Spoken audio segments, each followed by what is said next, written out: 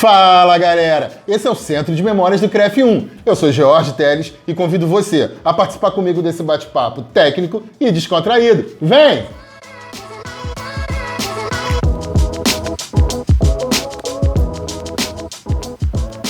Bom, como toda semana nós temos referências aqui, vocês estão vendo. Ícone, baluarte da profissão, uma das maiores referências da natação nacional, que dirá mundial. Professor Roberto Pavel, é com enorme gratidão que eu recebo o senhor para esse bate-papo. Agradeço a sua disponibilidade e deixo a palavra com o senhor para poder dar as boas-vindas a todo mundo. Tá, é um prazer muito grande fazer parte dessa entrevista descontraída do CREF, porque eu sou um eterno aluno. Eu até comento que jamais deixarei de ser aluno, porque eu quero sempre estar aprendendo. Embora em 58 eu tenha me formado como professor de educação física, ainda na Universidade do Brasil ainda, tá? Que depois passou à Universidade Federal, e nós sempre lutamos até para a regulamentação da profissão. A nossa profissão eu acho muito importante, e na época do Sarney nós tivemos quase a oportunidade da nossa profissão. Bateu na trave. Bateu na trave, porque naquela época não tinha a diversidade que tem hoje já a nossa profissão. Então, foi levado ao Sarney, que nós já éramos regulamentados pelo próprio Ministério da Educação. Uhum. Então, não, eles já são regulamentados, não tem que ter regulamentação especial. Então, com isso, perdemos, e aí tivemos que voltar novamente a esse movimento. Nessa época, eu já ministrava muitos cursos e anotava a assinatura de todo mundo. Já ia colhendo para o fruto futuro, né? O futuro. Não foi naquela época, mas a gente conseguiu alcançar futuramente. Professor, para a gente iniciar esse bate-papo, realmente... A gente já começou com uma lição aqui, né? Nós somos eternamente alunos. Eu acho que esse recado tem que perdurar pela vida de todos nós. Mas, professor, queria entender um pouco a história do Pavel, vou chamar de senhor de Pavel, que sem dúvida, sem dúvida. Sou conhecido por Pavel. Em 58. Mas quem era Roberto Pavel antes de 58? O que motivou o senhor a trilhar a educação física? O detalhe é interessante até, porque eu sou mineiro. Opa! Sou mineiro. Que bacana. Eu, embora tenha nascido no Prata, eu me considero uberabense, porque eu fui muito cedo para lá. E lá é que eu comecei a nadar, e lá eu já tive uma oportunidade ímpar de fazer parte da seleção brasileira infanto-juvenil. É até interessante, nesse período de natação infanto-juvenil, que tínhamos o brasileiro e eu fazendo parte. A gente chegava a ficar 40 dias em Belo Horizonte, hospedado no Hotel da Bahia, treinando Minas Tênis, etc. E viemos até no Rio de Janeiro participar do Campeonato Brasileiro. Era o melhor do nado costas. E quando chegava aqui, olhem só como era um verdadeiro absurdo. Naquela época tinha altura e peso além da idade.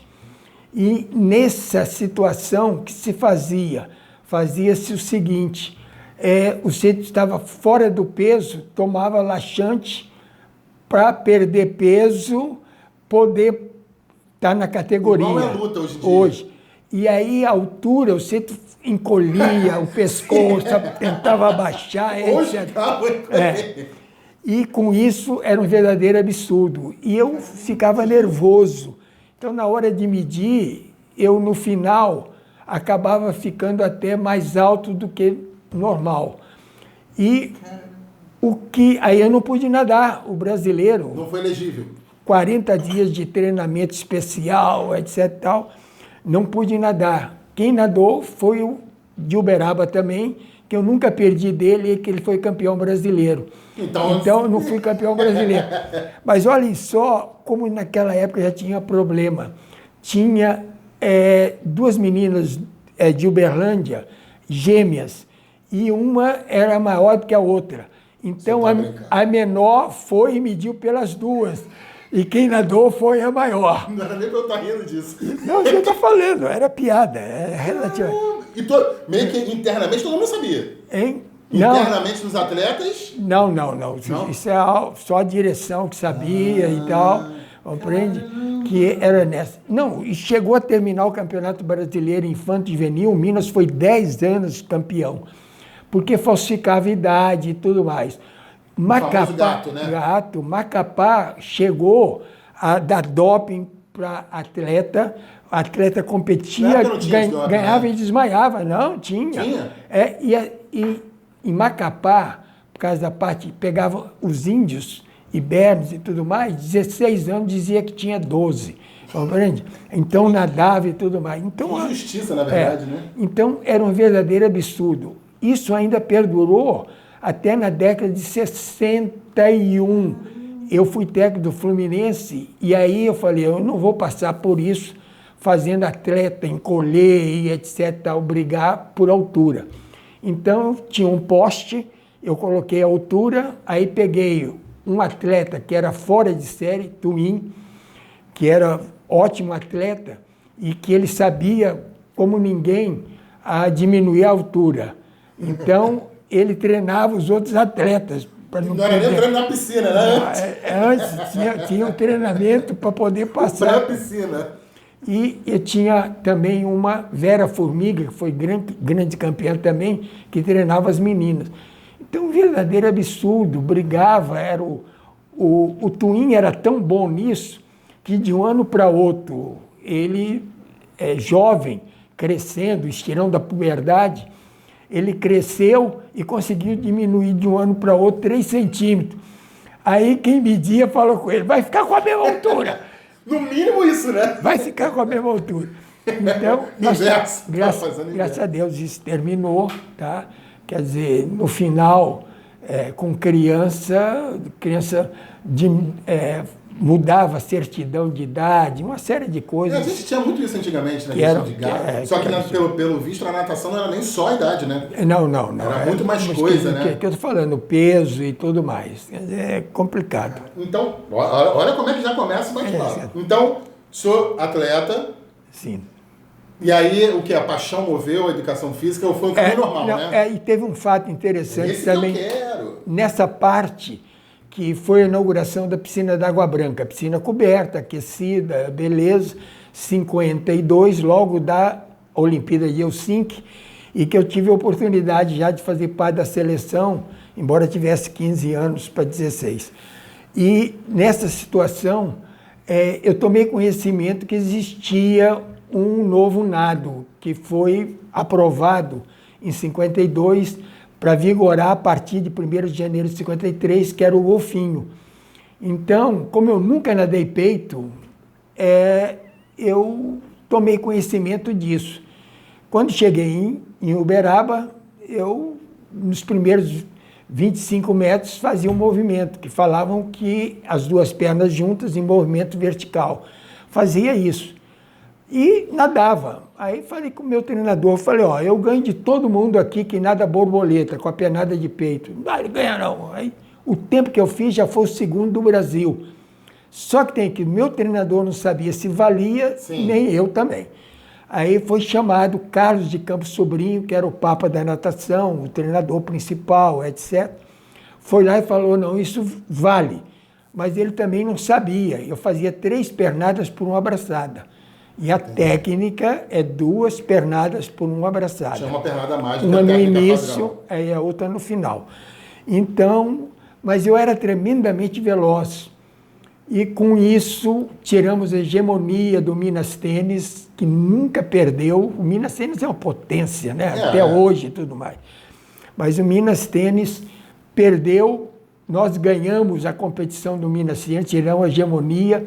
Foi feriado em Uberaba, fogos, carro e tudo mais, mas eu era muito tímido. Eu fiquei escondido no banheiro, e eu que dei 60% dos pontos da equipe, e era um clube simples, Associação Esportiva Cultural, piscininha de 25. Derrubou um gigante, né? Um gigante. E com isso eu telefonei para meus pais, foram me buscar no aeroporto. Aí que descobriram no final que eu não estava presente. Mas daí, nesse ano mesmo, eu vim para o Rio de Janeiro. E então aí que começa a sua história no Rio. No Rio, em 53. 53. E aí o senhor já estava indo para a faculdade no Rio, seria isso? Não, não. Em 53 eu comecei a nadar. Conta isso que eu quero saber. Aí terminei o científico, que tinha que terminar o científico. E aí eu ia fazer até arquitetura. Eu vim para o Rio de Janeiro para fazer arquitetura. Da onde saiu a arquitetura? Saiu da arquitetura porque minha mãe construiu em Uberaba várias casas. E eu acompanhava isso. E ela punha a gente para trabalhar também, acompanhar a casa, ver os detalhes e tudo mais. Então... Na verdade, são realmente duas frentes. A educação física pela sua... pela minha vivência, atleta, experiência. E essa experiência com as casas. Mas aí... Como é que foi a decisão? Decisão.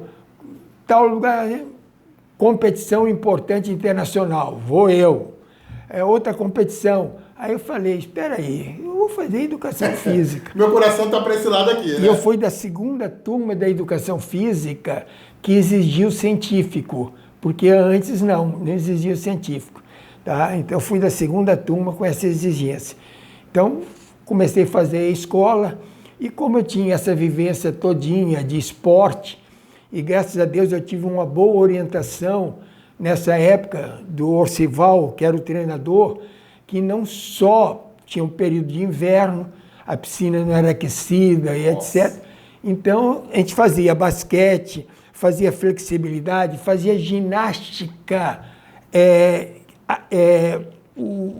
que no final depois ficou ginástica olímpica, etc. Só teve outras vivências também. Outras vivências, que eu considero a mais importante que tem é a ginástica acrobática, que é a vivência do corpo no tempo e no espaço. Eu considero a educação física isso. É você se expressar, quer dizer, o corpo humano se expressando no tempo e no espaço. Então, convivência. Não tem nada melhor do que todos os esportes fazerem ginástica acrobática. Para vivência, né? Para vivência, corporal. Né? E aí fui fazer educação física, e aí tivemos embates para construir piscina, porque não tinha piscina. E o senhor fez aqui no Rio, né? No Rio de Janeiro, Praia Vermelha, Universidade do Brasil.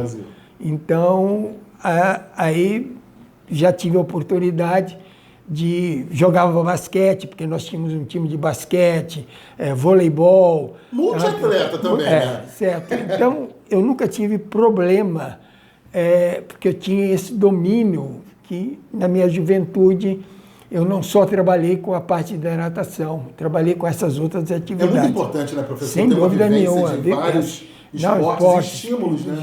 Sem dúvida nenhuma. Então, tive muita facilidade na educação física, tá? E, quer dizer, me formei em 58 e aí começa a carreira de profissional. Basicamente, porque eu já era professor em 54. Entendi. Porque eu fui introdutor do golfinho, não só, pensava que isso era só no Brasil, mas depois eu tive a oportunidade que o primeiro nadador nos Estados Unidos só nadou como golfinho em 55. E eu já tinha nadado já em 52, 53. Essa é a história que eu quero que o senhor conte agora, porque isso, gente, todo mundo aqui, mesmo que não tenha feito natação, já ouviu falar no nado golfinho. E a gente vai falar disso agora. Certo. E aí, esse golfinho a gente precisa falar, porque é importante. Como é que isso surge, como é que o tamanho que se tornou, né? Sem dúvida nenhuma. Tanto é que nós tivemos uma viagem em 54, correndo norte e nordeste, pelo CND, Conselho Nacional de Esportes. Então, com o objetivo de mostrar a natação, o polo aquático, etc.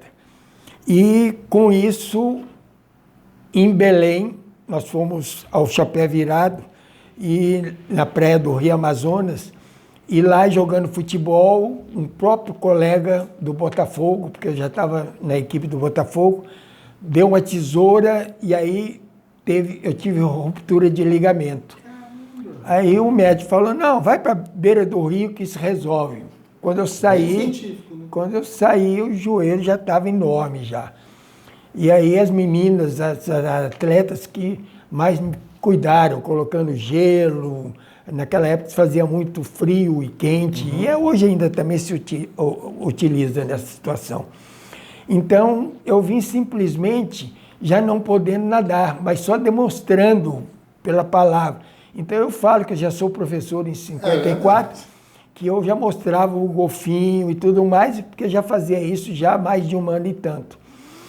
Então, tem pessoas até que dizem que o Dalteli, que foi meu atleta, foi grande treinador também, etc., infelizmente falecido, que ele foi o primeiro nadador nadando golfinho, porque ele foi Fluminense e ninguém lá ainda conhecia muito bem o golfinho, mas eu já nadava 3 anos antes.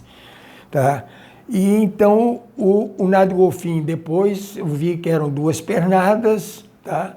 E isso aí me serviu bem. Só que tem que em 55 teve o Pan-Americano, e aí tinha eliminatória para ir para o México, que o primeiro foi na Argentina, o segundo Pan-Americano foi na Cidade do México. E aí na primeira, quem nadava borboleta tentou introduzir a pernada de golfinho, não conseguiu, e jogava polo aquático. Então o Grijó, ele resolveu ficar só no polo.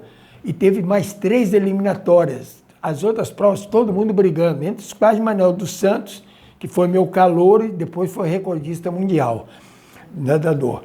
E aí eu só fazia demonstração, já estava classificado. Então, pô, maravilha, maravilha, maravilha. Aí foi uma situação ótima, viagem ao México. Então a gente pode falar que o senhor foi o precursor do nado golfinho. Golfinho, sem dúvida nenhuma. E hoje, posso estar equivocado, se eu tiver, o senhor me corrija. É um dos métodos de maior de facilitador para aprender a nadar, né? Não, porque o golfinho, a pernada de golfinho, pela própria regra, hoje é utilizada até no nado de peito. Olha porque isso, é permitido na saída e nas viradas, ou virada, colocar a perna de golfinho, uma pernada de golfinho. Eu, por exemplo, sou um dos responsáveis até por isso, porque acontecia que o japonês já dava essa pernada de golfinho que não era permitido e não desclassificavam ele. E ele batia recorde mundial e ganhava a prova. Aí eu falei até com o representante do comitê, que era da Confederação Brasileira de Esportes Aquáticos, que ele foi a fazer parte do conselho técnico, que fosse lá e falasse, tem que liberar. Sim. Ele falou e foi liberado. Então hoje, e foi liberado até de uma maneira errônea, que era 15 metros. Eu falei, burrice. Porque tinha muita coisa errada também. Não, né? Porque tinha saído em falso 10 metros. Entendi. Aí tinha que fazer uma outra marcação que era complicado. Aí o Espírito Santo baixou, eles aí falaram, tem a marcação de 10.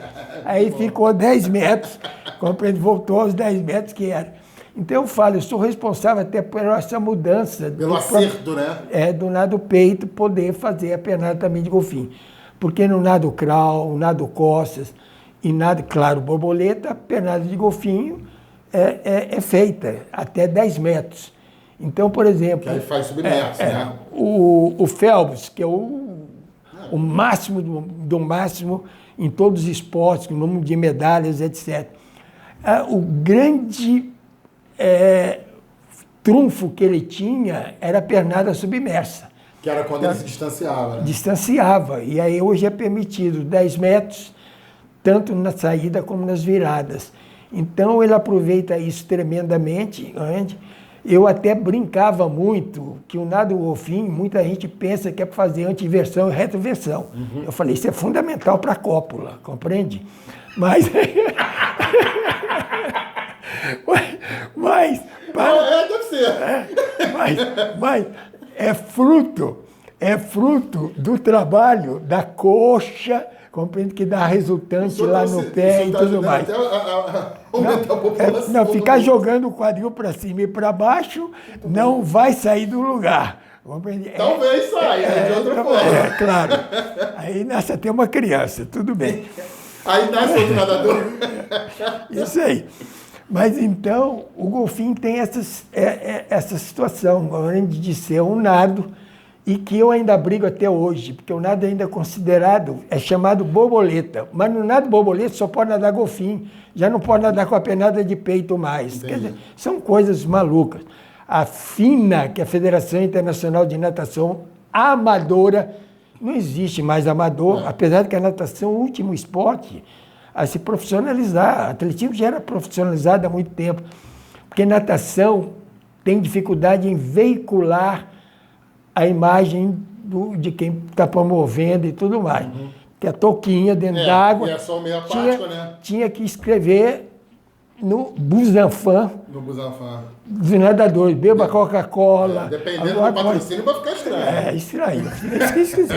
Então, não, mas tem lógica, né? Por conta do ambiente, né? Do ambiente, quer dizer, não veicula. Entendi. Compreende? Agora não, a natação já é profissional. Até porque agora tem projeção. Eu tive um nadador recordista mundial de peito, Zé Silvio Fiolo, que não era profissional, o Pradinho, que nadou comigo mesmo, novo, com 11 anos, ele chegou a nadar pelo Botafogo, que não ganhou praticamente nada. Aí já a geração do Gustavo Borges e outros mais, né? Aí já tinha financeiramente, já tinha um apoio nesse sentido. Vocês estão vendo que é história, tem aqui, né? Então, assim, é a história da natação, a história do esporte. E aí, falando em história, professor, queria que você dividisse com a categoria. Queria. Quando o senhor, como técnico, né? Para quem é do Rio de Janeiro, para quem não é do Rio de Janeiro, né? Talvez vá saber que existe um centro aquático na Barra da Tijuca. O senhor foi técnico de quem mesmo? O senhor deu aula para quem mesmo? Eu dei... eu fui primeiro técnico, logo que... os primeiros Jogos Luzes Brasileiros, que foi em 1960. Para a Olimpíada de 60, eu não tive oportunidade de outra Olimpíada, que eu estava fazendo CPOR. Para você ver que mudou completamente. Eu fazendo CPOR, que eram 2 anos, período de férias e tudo mais, se eu fosse, seria desertor. Hoje, se eu tivesse oportunidade de Olimpíada, o comandante estaria fazendo um coquetel, chamando a imprensa e tudo mais. Pensando a continência no pódio. Poxa, maravilha, eu tenho aqui um aluno do CPOR que vai exaltar. Então, naquela época, não. Eu, por exemplo, 3 oportunidades eu tive para ir para Tóquio. Eu conheço o mundo, mas muita coisa pelo mundo. E não conheço o Japão e não conheço Tóquio. Teve 3 oportunidades. E nessa foi uma delas que foi essa oportunidade. Tá? E, então, eu não tive oportunidade de ir à Olimpíada. Em 60, teve eliminatória, já tinha parado de nadar, mas tinha um treinador que falou, poxa, Pave, você poderia nadar e se você fosse, eu seria o técnico, porque eu teria maior número de atletas. Aí me convenceu 3 meses. Eu falei, estou na gandaia, eu estou no... Isso não faz mais parte da minha vida. Eu já estou no outro, eu já sou da noite. Compreende? Não entra muito nesse mérito, não. Certo. Mas aí ele me convenceu, aí ele comprava frutas, ele me acompanhava. Foi te comprando, né? E como eu morava na Rua da Passagem, ali era o Guanabara, pertinho. Então, comecei a treinar, tá? Muito pouco, eu sempre fui um nadador que treinei muito pouco. Tanto é que eu nunca nadei 200 metros de golfinho, só 100 metros. Aí consegui, tá? Empatar, teve eliminatória, eu empatei, aí demoraram 1 hora para resolver. Aí deram para o Aldo Persec, que era mais novo do que eu, e como tinha ido a Portugal para os primeiros Jogos Luzes Brasileiros, tá? E aí nós passamos 1 mês em Portugal, lá eu ganhei dele, mas já não valia mais. Eu aí tive que despedir, não fui à Olimpíada. Se tivesse vaga, né? Então tive 2 oportunidades de ir à Olimpíada como atleta e não fui. Tá? Aí voltei, claro, que eu senti de perder essa oportunidade, voltei e aí já comecei como treinador. E aí o senhor conheceu a tal de Maria Lenk, né? A Maria Lenk é fora de série, porque a nossa vivência foi grande. Primeiro, foi a primeira mulher a ser diretora de uma universidade, tá, que não tinha, até aquele momento, nenhuma mulher que tivesse a oportunidade de galgar a direção de uma universidade. Ela foi a primeira mulher, ela foi tremendamente aquela que abriu o caminho na parte feminina, como grande nadadora e tudo mais. Ela teve problema, porque aonde que ela estava no auge foi quando teve o problema da guerra e não teve a competição. Ela, por exemplo, foi a primeira mulher à Olimpíada de 32, foi num navio que estava levando açúcar, ela não tinha nem como, às vezes, nadar, quando chegava no porto, ela dava um mergulho no mar, sozinha, única mulher no navio, mulher, tá? Foi para a Olimpíada de 32. Então, ela é pioneira em várias situações. Primeira mulher a ser diretora, primeira mulher a ir a uma Olimpíada. E uma história de guerra, né? De batalha. E é interessante a minha vivência com ela, porque eu fui aluno dela e ela depois foi master comigo e bateu vários recordes mundiais e treinando comigo. Ela como eu tive um período longo treinando os masters, que foi uma vivência, tanto é que meu doutorado é em relação aos masters, que eu terminei em 90 para 91, eu terminei o meu doutorado e analisando mais, que eu já parei em 80, a parte competitiva de alto nível, e aí comecei a trabalhar com os masters. Eles resolveram me apanhar, me deram um jantar regado a uísque, isso e aquilo, e me convenceram a trabalhar com os masters. Então foi uma vivência maravilhosa. E eu tive a melhor equipe do mundo de masters, né? Então tive uma equipe que vários bateram recordes mundiais. Eu tive um nadador, o Gastão Maris Figueiredo, foi presidente da Confederação de Remo, etc., e que no final resolveu nadar, depois de 70 e tantos anos. Ele tinha uma série de dificuldades. Então, comigo, começou a treinar e ele adorava a travessia. Então, fizemos várias travessias, uma das quais, aqui na Baía de Guanabara, ele resolveu homenagear a esposa dele no dia do aniversário. Então, armou de sairmos do Leme até Paquetá, 32 quilômetros, ele nadando. 2 horas da manhã. Ele chegou lá... Vocês estavam bem? Bem, mas eu estava maravilhosamente bem. Dentro de uma lancha, com uísque, com todo o conforto. 2 remadores... Super confortável. 2 remadores que acompanhando ele com esquife. Eu fico imaginando, professor, você quer ir? Você vai, mas eu vou no barco. Com esquife, remando, procurando acompanhá-lo, que ele não podia segurar em lugar nenhum, etc. Tá? A alimentação, você joga fechadinho com esse filme, ele fura, ele bebe, aí você recolhe para não deixar, etc. Nadou 13 horas seguidas para conseguir isso. Claro, com médico, quer dizer, com toda a infraestrutura no barco acompanhando, né? Então... Ele elevou uma prova de amor a um patamar muito alto. Mas não dá para fazer, não. Ele queria, de toda maneira, fazer o Canal da Mancha. Então, a minha vivência com ele, Tietê, nós fomos lá no Tietê para ver, para ele nadar no Tietê, não na parte de São Paulo mesmo, mas lá para baixo. Tá? Não no próprio Tietê mesmo, mas na parte embaixo, que já tinha eclusa e tudo mais.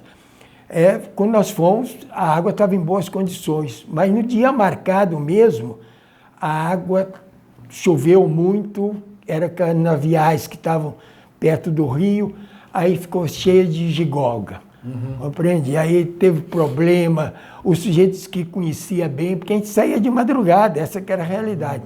O sujeito estava errando o caminho, ele que orientou pela lua, orientou que estava errado, o sujeito do barco orientando. Que aventura! O pessoal que acompanhou, que eram jornalistas e tudo, que não estavam no barco, é raro, veio de subir o rio, a pá do Tietê, de um lado, Quem estava para ajudar, eles fizeram o contrário. voltaram sem uísque, com fome, se perderam. Estragou a brincadeira. Então, em vez de ser propaganda positiva, foi até uma propaganda negativa pelas condições Sim. que se apresentou o Rio Tietê. E no Canal da Mancha, ele queria ir. Só que tem Canal da Mancha, a temperatura nunca é acima de 19 graus. E o Canal da Mancha, do Veracalé, é 34 quilômetros e pouco. Só que ninguém consegue fazer reto, por causa das correntezas. Então, no final, dá basicamente uma maratona, 41 quilômetros e pouco.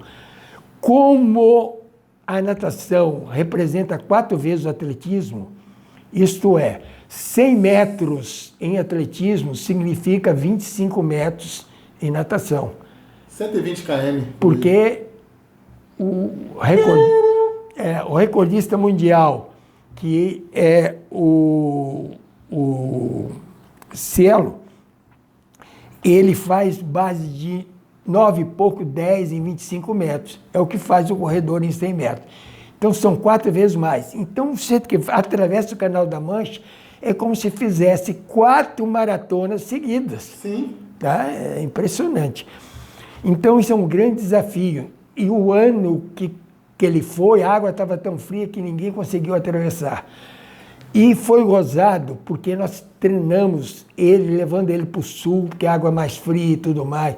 Ele treinava na escola, né, escola naval. Chegou a vir um caminhão de gelo, jogou na piscina para a piscina ficar fria, para poder adaptar. Eu sabia que ele não conseguiria atravessar no Canal da Mancha, mas a vontade dele é tão grande. Para ele tentar, pelo menos, né? Tentar. Que aí, patrocínio das Casas Pernambucanas em São Paulo. Aí eu não menti, mas omiti. Porque quando chegamos lá, fizemos todo o planejamento, etc, tal, médico. Mas você já estava com a consciência de que... Aí cheguei lá, eles falaram, mas ele vai conseguir atravessar o canal. Eu falei, se a água estiver acima de 19 graus, ele atravessa. Só que você já sabia que não estava, né? Mas se estiver abaixo, ele não tem condição. Mas mesmo assim, fomos, porque ele queria e tudo. No dia mesmo, ele quis até fugir. Mas aí não conseguiu e tudo. Ele aí nadou... Para fugir, ele queria fugir no dia. Quase 2 horas, tá? E porque não pode ter indumentária. Esse é o problema. Hipotermia nele. Então, aí viu que ele teve que sair da água, não conseguiu. Mas tentou, etc. Mas foi uma vivência muito grande tá? Dele. Como também o pessoal do triatlon, né? O triatlon, que é o Alexandre Ribeiro, que é uma loucura. Não faz na parte do triatlon. E como a Keller também, tá? Que treinaram comigo, natação, etc. Os dois, que são fora de série. Tá? Então, eu acabei me metendo em tantas situações, tá? Que não foi somente, por exemplo, a parte de natação. Eu trabalhei no Corpo Marinho de Salvamento, criamos o curso de botinhos, primeiro curso de guardião de piscinas, fomos nós que organizamos e tudo, porque tinha um centro de instrução e que eu passei no concurso do Estado. Pô, naquela época era maravilhoso, o tempo do Lacerda. Era difícil passar no concurso. Tá? Eu tive muita sorte ou tive a oportunidade de estudar. Então, no primeiro eu passei primeiro entre os homens, mas passei em terceiro lugar. No segundo concurso, aí eu passei em primeiro lugar forte. Mas tinha que nadar, tinha que correr, tinha que saltar altura e distância. Tinha, então, provas nesse sentido, e a prova escrita era 6 horas, e tinha direção de aula. Só que que a gente ganhava 10, 11 salários mínimos. Mas no tempo da Guanabara. Como a gente falou aqui no início do nosso bate-papo, como é que foi importante aquelas vivências esportivas que o senhor teve lá no início, né? Sem dúvida. Isso fez diferença, sem dúvida, né? Não, sem dúvida. Teve aluno que tinha terminado, quando foi fazer o concurso, esses concursos foram em 64, 65, que tinham dificuldade. Eu, por exemplo, Darcy Mires, que foi um grande profissional, que foi até da primeira turma da faculdade, que exigiu científico, tá? Ele, por exemplo, não sabia nadar. Aí pediu que eu ensinasse a nadar, porque não tinha nem piscina, que eu falei. Então, eu falei, sem problema nenhum, 4 horas no Botafogo. O quê? 4 horas da manhã? 4 horas. Porque, não, ele sabia que estava indo 2 horas. Porque 5 horas eu estou dando treinamento. Então, eu vou ter que acordar 3h30 para te treinar. Vocês estão vendo como é que são os bastidores, né? 3h30 da manhã para ir para piscina. Aí eu falei, meu querido, você não tem condição de aprender a nadar o crawl. Você vai aprender a nadar o nado costa. Compreende? É o que dá. Que dá. Aí, como só... porque a não tinha tempo. Nadar, não era não tinha tempo. Piscina de 50 metros, mas não tinha tempo. Compreende? Aí ensinei a ele a fazer o palmateio, tá, para se manter, e a pernadinha do nado costa. Ele não fez nem braçada, não. Ele impulsionou e foi flutuando e só com movimento, né? Com movimento de perna. Eu até brinco. Quem flutua é coisa, compreende? A gente... quem boia é coisa. Boia é coisa. Quem flutua é o ser humano. O ser humano flutua. Então, batendo a perna, nesse dia eu tive que acompanhá-lo do lado da piscina. Compreende? Pra ele mesmo, então. Entrou segurando na borda, impulsionou, chegou lá e foi... E deu certo? Deu certo, foi aprovado e tudo. Mas a gente ganhava isso. Eu me aposentei, trabalhei 22 anos no Instituto de Educação, em outros colégios também. Trabalhei com as amados, mal amadas, porque elas eram diretoras de colégios e casado com os amados, mas o colégio que era o grande apoio delas. E brigavam entre um e a outra de uma maneira impressionante. Mas aí, dentro desse detalhe, com tudo isso que eu trabalhei, etc. tal, fiz doutorado, etc.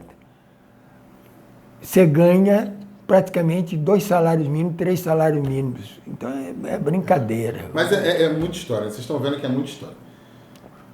E aí, professor, uma pergunta que eu acho que faz parte da sua trajetória, né? Que eu acho que é legal da gente bater um papo. Speed test e flex test. O detalhe é que tinha um curioso que ia no Botafogo olhar e adorava a natação e tudo mais. Cláudio Gil Soares de Araújo. É uma das maiores cabeças que nós temos na parte de fisiologia. Tá? Todo mundo pensa que ele é um grande cardiologista, mas não é cardiologista, mas ele conhece mais cardiologia do que quase todo mundo. E eu acabei sendo padrinho de casamento dele. E ele, quando começou a ministrar aula, ele pedia que eu fizesse a avaliação da aula dele. Ele tinha uma baratinha que, para mudar o diapositivo, que todo mundo chama slide, ele crack, aí mudava crack. Eu falei, pô, isso aí irrita até, pô, crack, crack. Pô, faz um gesto com o polegar, alguma coisa, que eles mudam alguma coisa. Não há necessidade disso. Então eu fazia isso. No final fui padrinho de casamento dele, que ele casou com uma antiga aluna que foi de Volta Redonda, que eu fui também lá, professor de Volta Redonda da faculdade, Oswaldo Aranha. E nós ficamos muito amigos, mesmo tendo a diferença de 20 anos, tá? Eu estou com 85, agora que ele está com 65, são 20 anos.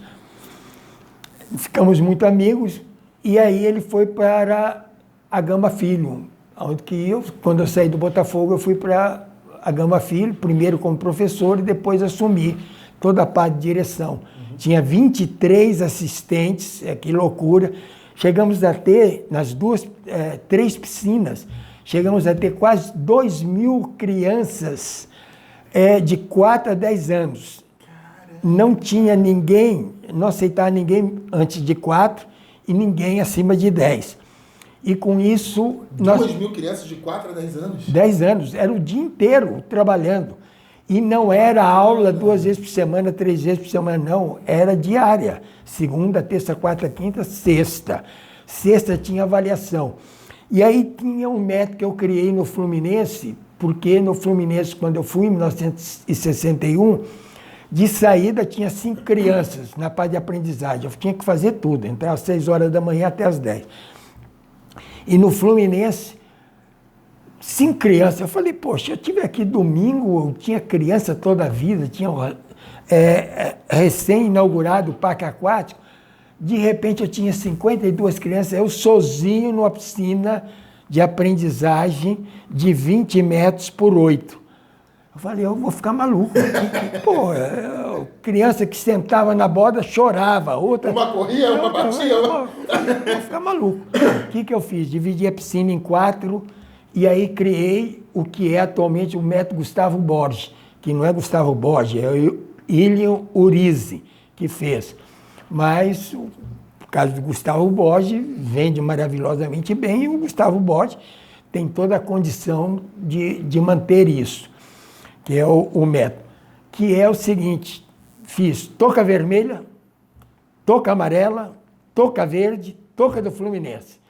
Então, perigo, mais ou menos, tal.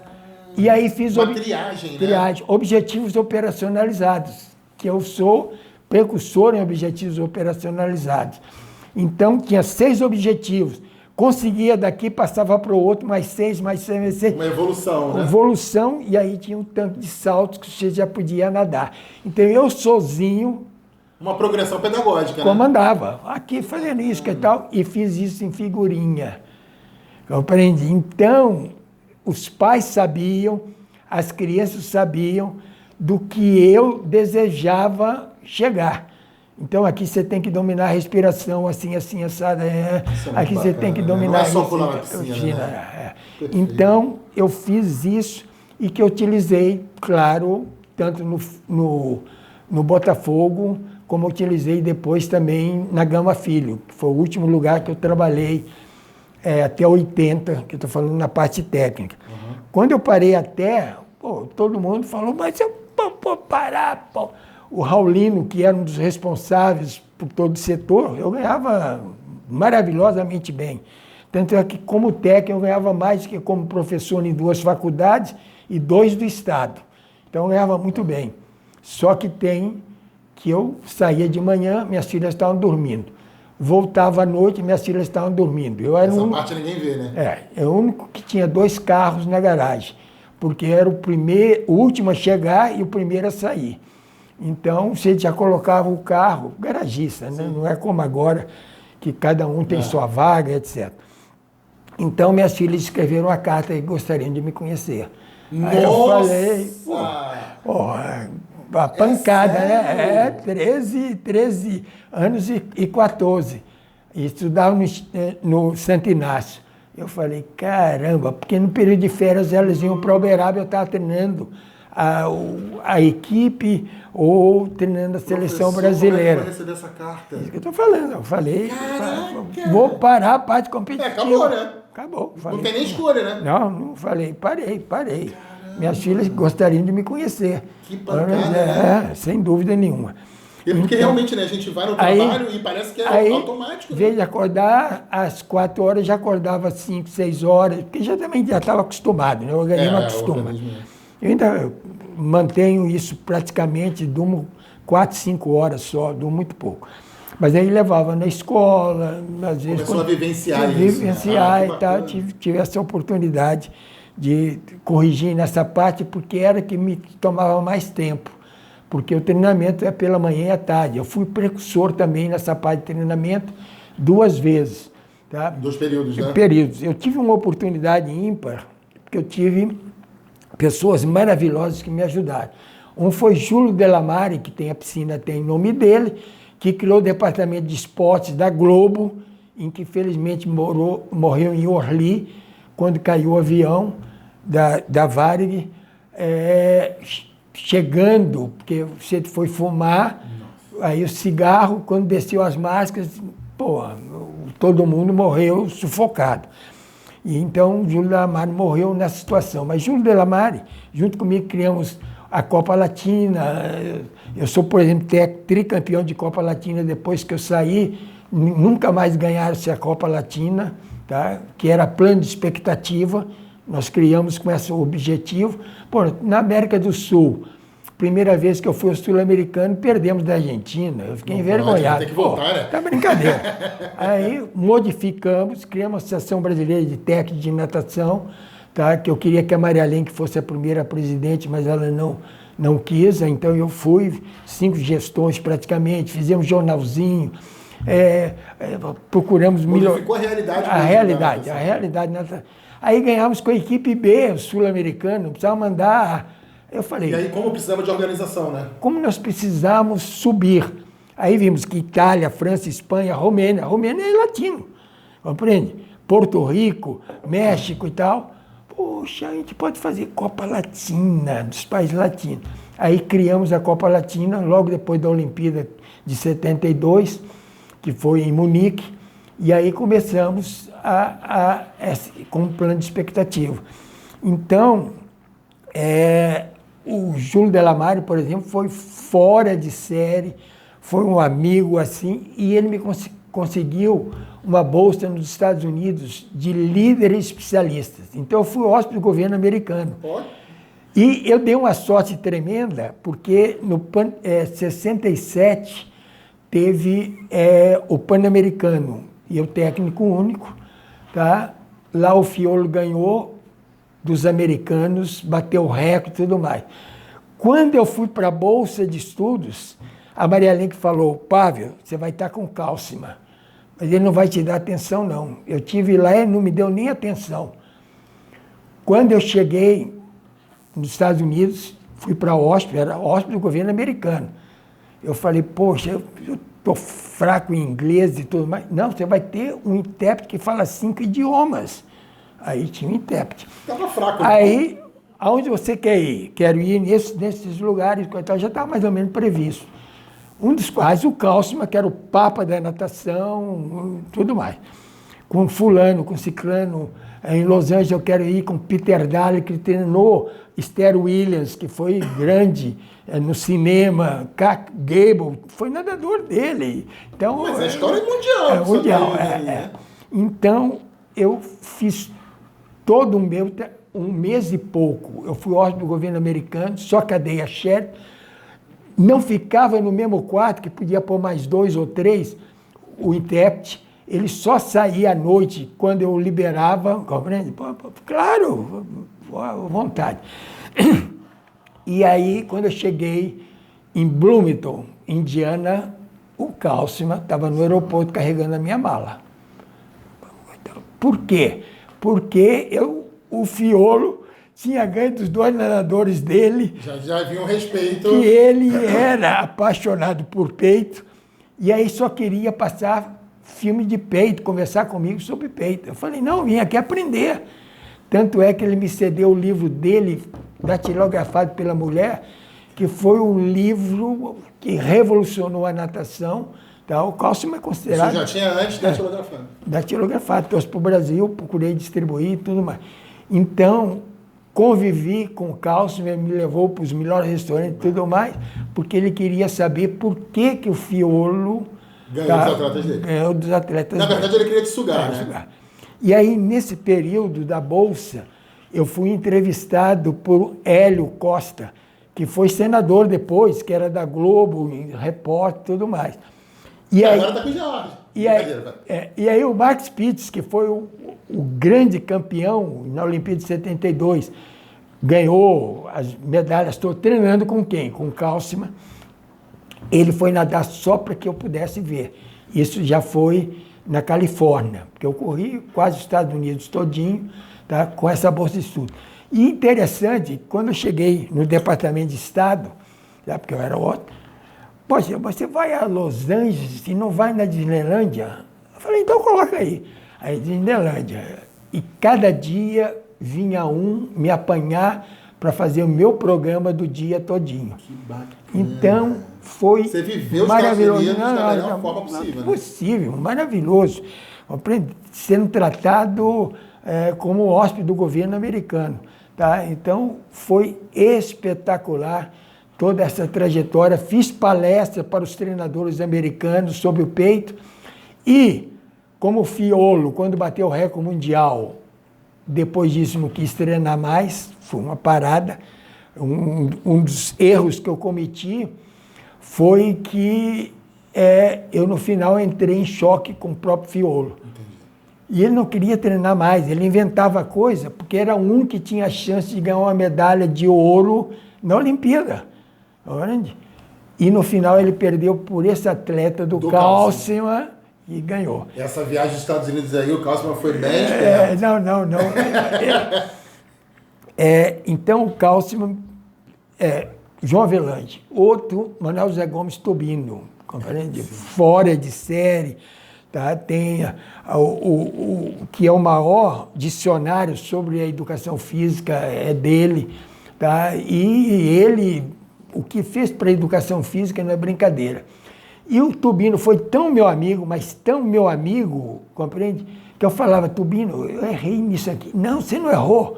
Você não errou. Quer dizer, não. É tão amigo que justificava o meu erro. Pô, eu falei, isso é amigo demais. Pô. Sabe o que eu acho bacana, professor? O senhor é uma referência, ponto, isso é inegável. Mas quem está assistindo, como é que é bacana, quantas referências o senhor está citando? Como é que é importante a gente ter e se apoiar e se espelhar em referências? Não, ninguém consegue sobreviver hoje no mundo, principalmente no mundo de hoje, sem os consultores especialistas. Então eu tinha momentos até que tinha um profissional que ia fazer um curso no estrangeiro, eu ia buscá-lo no aeroporto. Poxa, mas eu pego aqui, não, eu vim te apanhar aqui, não é somente pela beleza sua, não. Porque, eu quero saber o que você está trazendo desse congresso e tudo mais. Que foi o que o Kallesman fez com o senhor.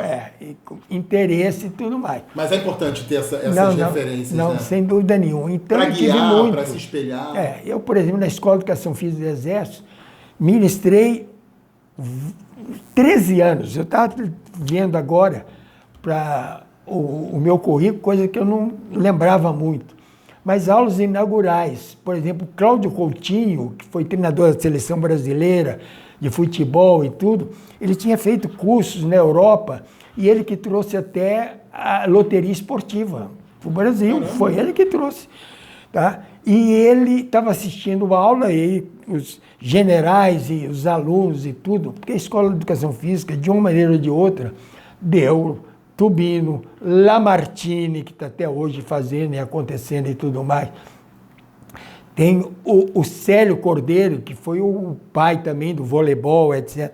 Então, é uma gama enorme de profissionais de altíssimo nível, tá? Porque eles eram militares, que já é uma exigência grande que se tem para poder entrar e etc.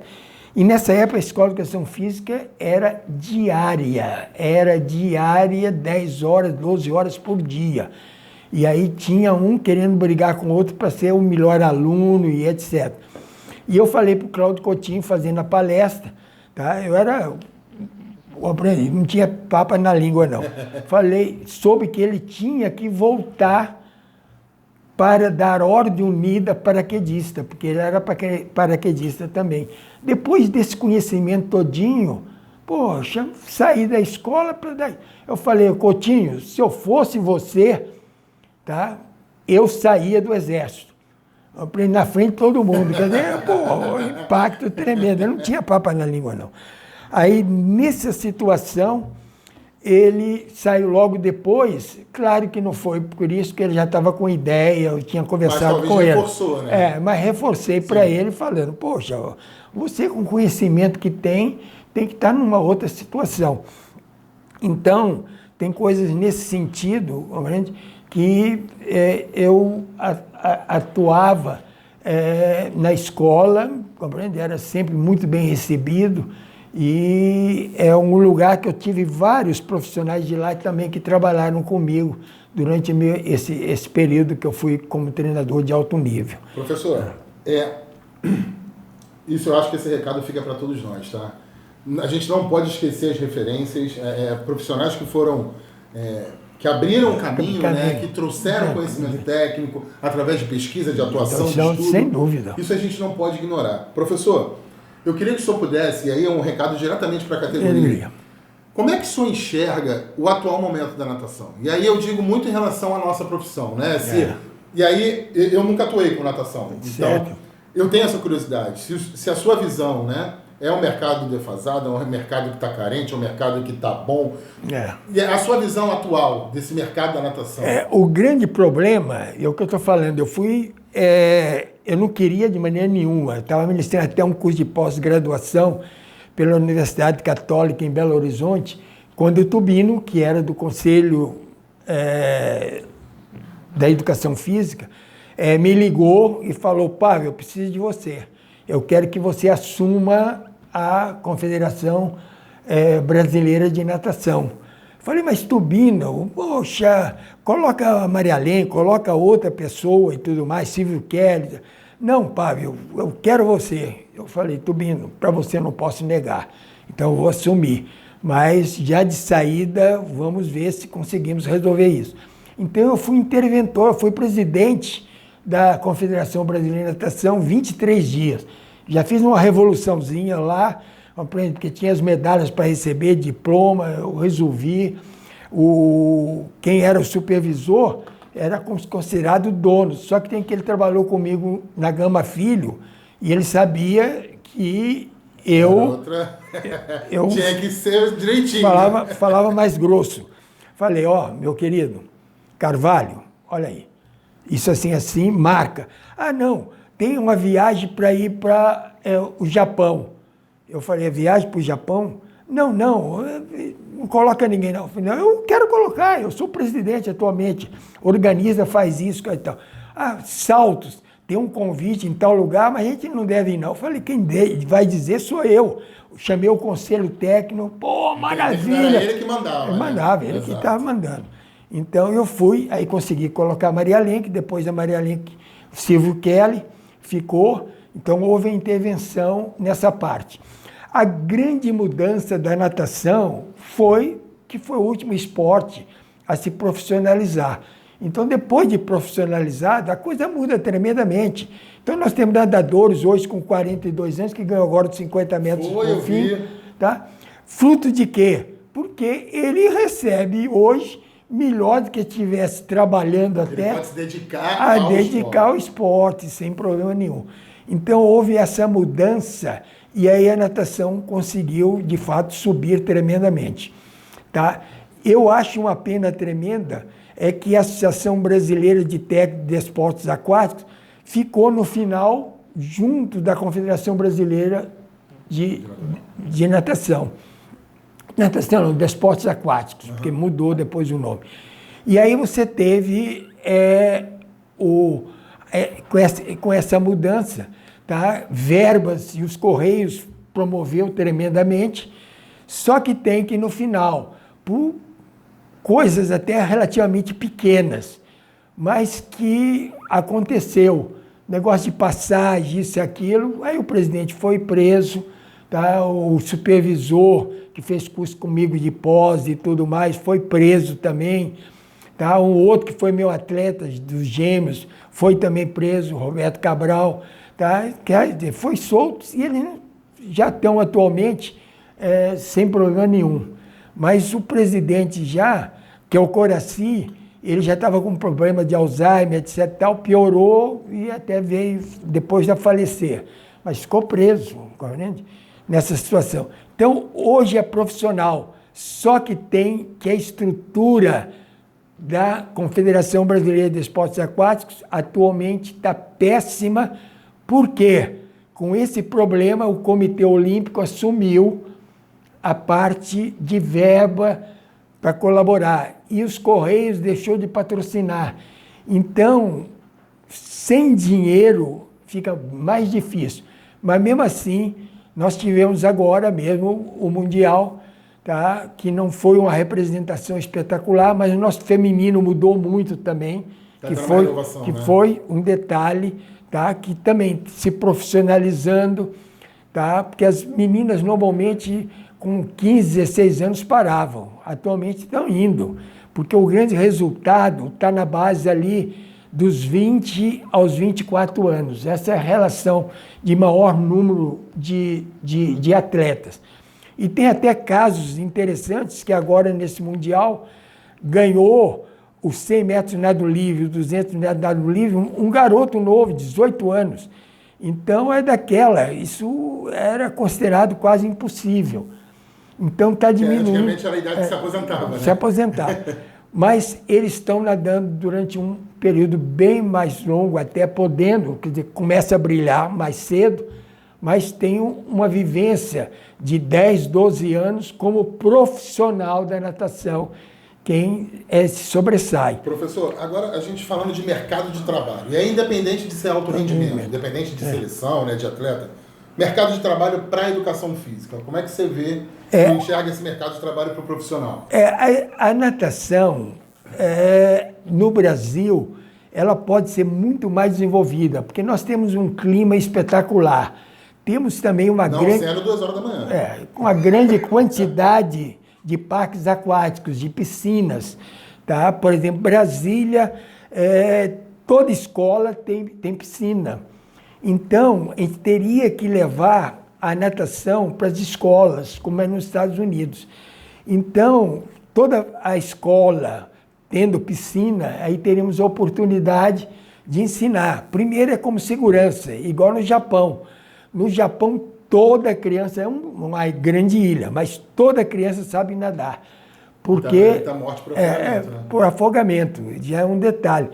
Porque no Brasil, a segunda causa de morte de crianças é por afogamento. Tá? Quer dizer, até na própria casa. Tá? Então, aprender a nadar é receber um seguro de vida, sem dúvida nenhuma. Então, é seguro de vida. Nós moramos no planeta Água, fomos criados na água, no líquido amniótico, quer dizer, moramos no planeta Água, somos criados no planeta... A maior parte de nós é água. Relegar, né? Não pode relegar, quer dizer, todo mundo deveria ter o domínio do meio líquido, sem dúvida nenhuma. Então, é um campo, quer dizer, espetacular. Então, a gente está precisando conscientizar um pouco mais e ter essa oportunidade de todas as grandes, as escolas, fazerem isso na própria escola, não ter necessidade só de clubes. O meio educacional é muito bom para isso. Né? Sem dúvida nenhuma. Aprender a ler e aprender a nadar é uma necessidade, não tem nem dúvida. Então, é de fato ainda um campo vastíssimo ainda, tá? De a pessoa se formar e atuar. Campo de trabalho que eu estou falando tem. E o sujeito tem que ser daquele, ele tem que criar e buscar. Estudar, né? Estudar. Eu tive, pela quantidade de alunos, tanto no curso de técnica, por exemplo, você vê uma das loucuras desse mundo, o curso de técnica que eu fiz na Universidade do Brasil, que eu fui aluno, não, eu fui o professor do curso de técnica, porque o professor conhecia menos do que eu, e ele foi designado para ser o professor do curso, e eu falava, poxa, Marujo, toma aqui esses livros, leia um pouco. Não, Pavel, você que vai ministrar o curso. Sendo aluno, eu que ministrei a parte específica da parte de natação. Mas nós temos hoje a oportunidade, que eu estou falando, muito grande, dos profissionais da área de educação física, de trabalharem e de criarem a sua própria escola. Eu tenho centenas, tá, de alunos que eu orientei e que montaram a sua própria academia. Então, por esse Brasil todinho, são centenas de profissionais que ficaram bem de vida, porque começaram até, por exemplo, em Brasília, eu tenho mais de um profissional que tem sua própria academia depois, mas começaram no colégio. Então, ministrando aula, alugaram o espaço durante um período, fazendo aprendizagem, aperfeiçoamento, treinamento, e aí gradativamente juntando dinheiro e montando a sua própria academia. Então, em Brasília, que eu ministrei alguns cursos de pós-graduação, eu tenho lá pelo menos uns 10 que montaram academia e que foram meus alunos, que foram motivados a esse detalhe. Então, por esse Brasil todinho, você pode, sem dúvida nenhuma, eu tive um aluno no segundo período, dando natação, quando eu dava como estruturar uma escola de natação, Ele vendeu a moto dele, eu orientei como montar.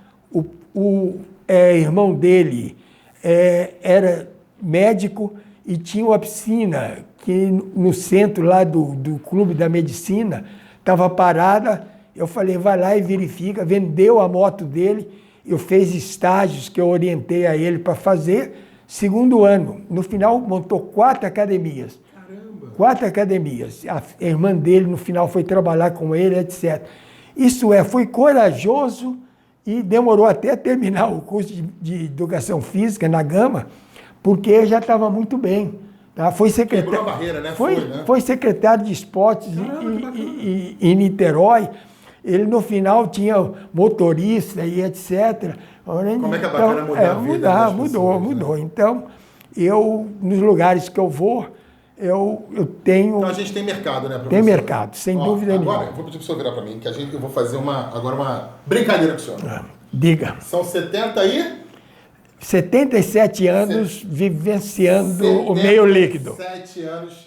Tem mais, né? Porque não é só do meio líquido, né? Vou fazer uma brincadeira com o senhor, professor, que é difícil. Certo. Vamos puxar na memória. A gente tá quase indo para o final, mas eu acho que esse momento vai ser bem bacana. Queria que o senhor puxasse na memória. Óbvio que fica muito claro no seu olhar a sua paixão pelo que o senhor fez e faz até hoje, né? Sem dúvida. Queria que o senhor pudesse trazer para a gente, eu acho que pode ser até injusto o que eu vou pedir, mas que o senhor pudesse trazer uma recordação muito boa dessa trajetória, seja qual for, que o senhor escolher, mas para dividir com a gente. Qualquer coisa, uma vitória, uma derrota, uma dificuldade, qualquer coisa, mas que o senhor possa nos presentear com alguma coisa que o senhor possa falar para a gente nessa sua longa caminhada que continua. Não é o que eu estou falando, eu tenho muito orgulho de ter entrado na profissão de educação física e tive vitórias tremendamente. Eu sou o primeiro técnico, pentacampeão do Troféu Brasil definitivo, primeiro campeão do Zé Finkel, que é o campeonato de inverno, foi o primeiro. Quer dizer, eu sou o único técnico brasileiro a ter um recordista mundial, porque todos os outros foram treinados por estrangeiro, ou foram para o estrangeiro para treinar. Quer dizer, eu me orgulho, por exemplo, disso. Mas também, que eu estou falando, tem às vezes as derrotas também que a gente aprende. Por exemplo, Campeonato Carioca, nós ganhamos de 23 provas, ganhamos 21 provas. Então, eu considerava que o Troféu Brasil e os outros 2 clubes que tinha eram o Fluminense e o Flamengo, era do Botafogo. Quando fomos para o Troféu Brasil em Belo Horizonte, mas fomos de ônibus, o ônibus enguiçou, aí tivemos que dormir fora. Aí chegamos lá, eu deixei uma menina do Flamengo que não estava inscrita se inscrever. Porque eu falei, já ganhei esse campeonato, eu sou o máximo. Muito seguro, né? Não, eu sou o máximo, ganhamos todo aqui, ganhar esse Troféu Brasil vai ser aquele mais fácil possível imaginar. Aí tivemos problemas. Valdir Mendes Ramos, que é diretor várias vezes da Escola de Educação Física aqui, federal, tá? Era meu atleta, muito bom atleta. Eu pedi, como a borda estava lisa, para ele colocar a toalha na saída, de costa, para não escorregar. Não deixaram. A hora que deram a saída, ele era o melhor do Brasil, foi para o fundo. Não ganhou a prova. Fiolo ficou por 1/100 de bater o recorde, que marcava ponto, não teve. Ana Cecília, que era a melhor nadadora brasileira, eu falei, essa prova, como se nada outras provas, nada só para ganhar. Uma baiana lá da Raia 8, que ela não estava vendo, que ela estava pensando das portas, ela perdeu. Nadador meu de borboleta, Paulo Brasil Figueiredo, que até está nos Estados Unidos, bebeu água, parou, saiu do nada, foi desclassificado. Final da competição, tínhamos ganho por 2 provas. O árbitro da competição resolve fazer correr novamente uma prova, que a filha dele até nadava, que não é correto. E aí, esta menina do Flamengo que eu deixei nadar, foi lá, nadou e ganhou a prova. Eu que tinha ganho a competição por 2 pontos, com todos esses erros, tá? Acabamos perdendo a prova por 3 pontos. Aí eu aprendi que a soberba não vale a pena de maneira nenhuma. Então eu estou falando, vitórias espetaculares, por exemplo, do Fiolo, recordista mundial, disso, daquilo, etc. Tal, tá? Mas, muito mais que isso, que vale é a amizade, o convívio, tá? Com essa aprendizagem que eu estou falando. Como eterno aluno, eu estou aprendendo. Tanto é que eu tenho agora 2 modificações. Uma da Hidro, que eu já faço desde 94, que eu sou um crítico mordaz da hidroginástica que veio dos Estados Unidos. Essa que eu chamo de ginástica molhada, tá vendo?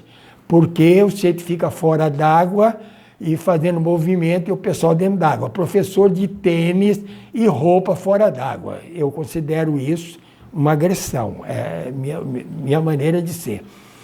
E os movimentos não são aproveitados que a água oferece. Então, eu tenho essa filosofia há bastante tempo de saber aproveitar a água como deve ser. Isso é, você tem que trabalhar, que a água te oferece, que seria aparelhos altamente sofisticados. Trabalhar agônicos e antagônicos ao mesmo tempo, de maneira concêntrica e excêntrica, e não é trabalhado. Isso eu acho tremendo. E o professor tem que estar na água. Ele tem que estar na água. Ele tem que vivenciar o movimento dentro da água. Não há condição dele demonstrar o que você pode fazer na água. Então, eu fiz 10 mandamentos, estou registrando isso, tá? Como um novo método. Mas isso aí, fresquinho. Como um novo método, é fresquinho.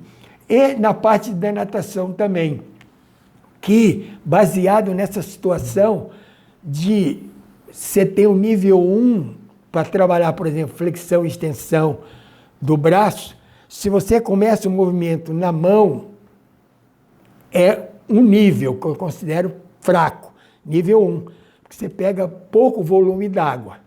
Se você já começa a trabalhar na metade entre os dedos e articulação do cotovelo, já é nível 2. Mas se você começa do cotovelo até a ponta dos dedos, quer dizer, da articulação para a extremidade, é nível 3. Aí você ganha força.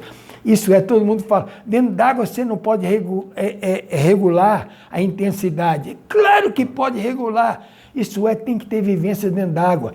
Isto, eu com 77 anos, é isso que eu estou lançando agora, que não está escrito em livro nenhum. Compreende? Então, é coisa novíssima, tá? Em que um spoiler aí para vocês, ó. Eu espero, tá, dessas mudanças que aconteça, porque a aprendizagem da natação é errada. Não é partindo da mão, é partindo da articulação, do ombro.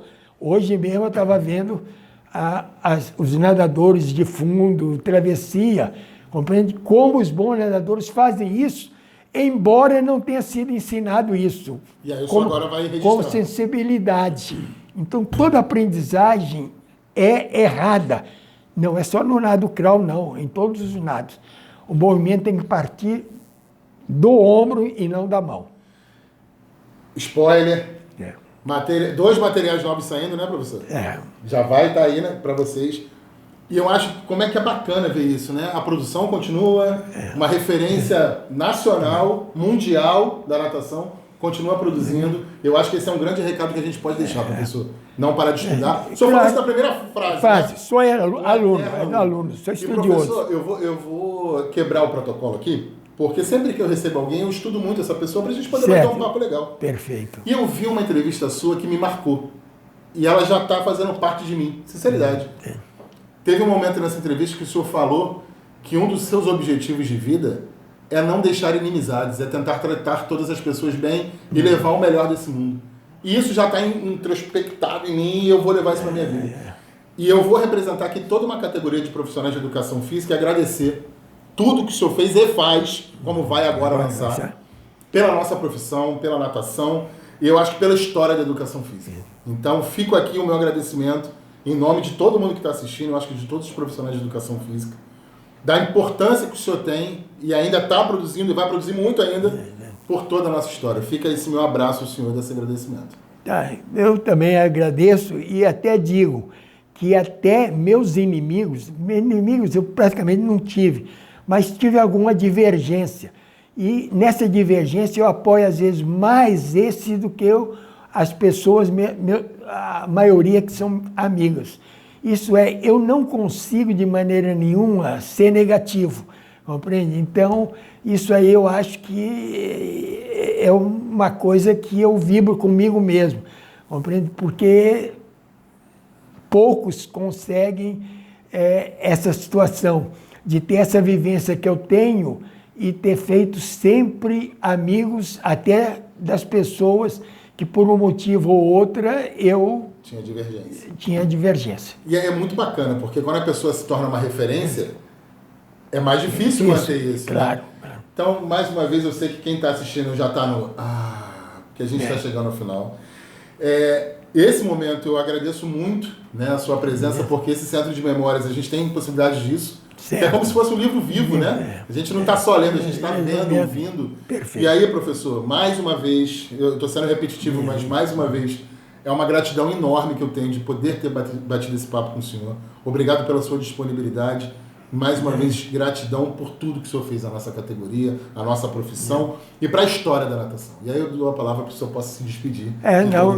Eu que agradeço até essa oportunidade de poder me comunicar e passar a minha vivência, né, parte da minha vivência aqui, tá? E dizer que a nossa profissão é maravilhosa, tá?